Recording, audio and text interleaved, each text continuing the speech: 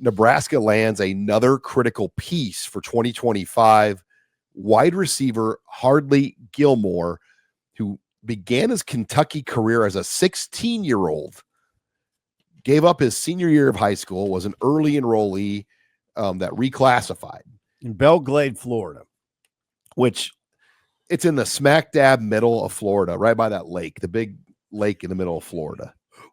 Don't know what that lake is. Well, Acapachi. Okay. But it's a huge lake, and it's kind of, I mean, he's an hour from West Palm Beach, but it's kind of a desolate area, but he was highly recruited in high school. He had every offer: Georgia, Alabama, Michigan, Tennessee, Penn State. All of them, everyone. So highly regarded, and then Kentucky got him to enroll and reclassify. Played as a true freshman the final 7 games of this year, was injured the first 5 games. Right away, slow down. He played as a true freshman in the SEC. As a 16-year-old. This is a great pickup. It's a pickup that caught us a bit by surprise? Yeah, because there was a narrative out there by our Kentucky colleagues and site, KSR, not their staff, but their posters, that Dykeel Shorts maybe didn't have the best relationship with his wide receiver room, and he was going to have a hard time getting these guys. Well, he's got 2 of them, and five of the receivers at Kentucky have gone in the portal. 2 to Nebraska, 1 to LSU, 1's gone to Hawaii, another 1 remains in the portal. So Gilmore joins Dane Key.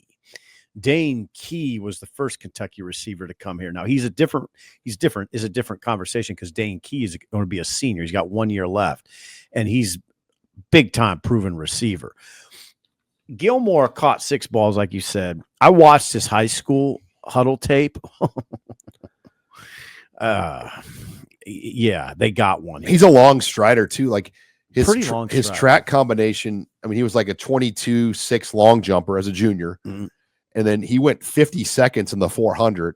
Then he ran this freaked me out. He was a 158 guy in the 800. Like, how many football dudes in your lifetime ran the 800? Not many. Because that's a tough race. Now I don't know that he would do this here. He returned punts in high school, and that looked good.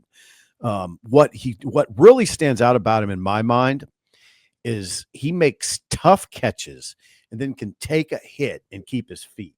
What I'm telling you is he's a very tough receiver. He's not a prima donna receiver. He's not pretty. I mean, he's pretty, but he's gritty. He's pretty and gritty. This is a dude. I would not be surprised if he's in the starting lineup in Arrowhead. Would not surprise me. I'm not saying he will be, but I wouldn't be surprised if he's in the starting lineup in Arrowhead. There's some that think he's every bit as good or better than Dane Key. Well, it doesn't surprise me after watching him. They got one here. I mean, he's there. Listen, I guess the best way to put it without angering Nebraska coaches with my sort of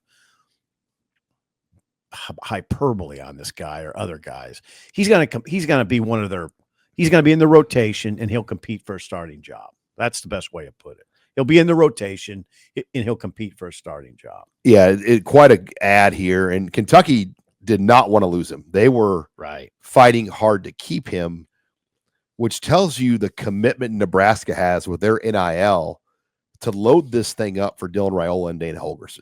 I wonder, just throwing this out there for the sake of conversation, I wonder if this is Nebraska saying, okay, you came and got our running back. We're going to come and get somebody. You overpaid for our running back. Yeah, I don't know if that's what happened, but they did. I mean, he left for money. Dante did. But I wonder if Nebraska said, okay, we're going to come and get a receiver. Another one. And guys from Youngstown, Cardinal Mooney, very well. Yeah. I do too. Yeah. I can't imagine how Mark Stoops was, because you can imagine. Well, he was pretty upset when Dykeel Shorts left for Nebraska. Mm-hmm. He took his 2 maybe best receivers. And he made Nebraska, they had to pay the buyout. It was a huge buyout, but Nebraska didn't care, because Tony White had a huge buyout that Florida State had to pay. So it all worked itself out. Thank you to Megan for putting this film up, this video, because you're going to see right here him take a hit. There you go, Sean. There's a good example. You see that? Hit over the middle. He takes a hit and keeps his feet.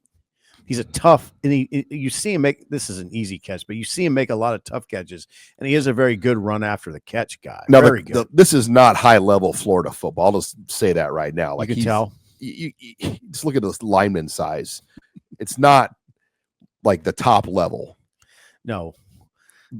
But he's making it look like it should look. Look at that. Oh, yes. So, yeah, that this is a good pickup. And he'll be in the mix. You didn't bring him here to not be in the mix. Well, and a lot of fans get emotional about losing Davon Hall, Isaiah McMorris, Malachi Coleman, Jalen Lloyd, 4 in-state guys. This is what they're replacing with. The room needed to be upgraded.